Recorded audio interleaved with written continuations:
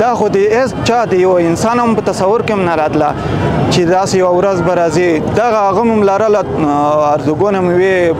دا خو د قرآن شریف وعده ده، الله تعالی موږ سره وعده کړې په قرآن شریف قرآن عظیم شان کې په حدیث کې چې تاسو قرباني ورکړئ د اسلام په خاطر، د اسلام دپاره وجنګېږئ، انشاءالله فتح او کامیابي د مسلمانانو او د غیرو مسلمانانو په برخه کېږي. خوشحاله معزز اوسئ او انشاءالله دغه تصور هم به ذهن کو خو دا رقم ته یوه ورځ دا رقم ته یوه ورځ راتلل دا د چا په تصور کې نه راتله.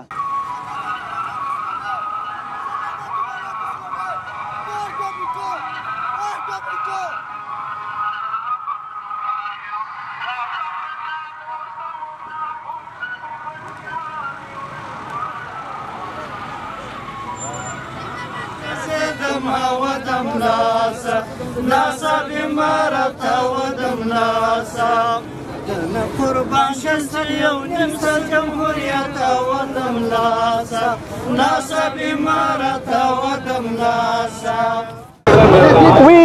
We sent message to them that Afghanistan is an independent nation. We are independent, so we take our decision by ourselves, and we are 100% independent, and we have brought peace and stability to the country. So yeah, that is something really special for us.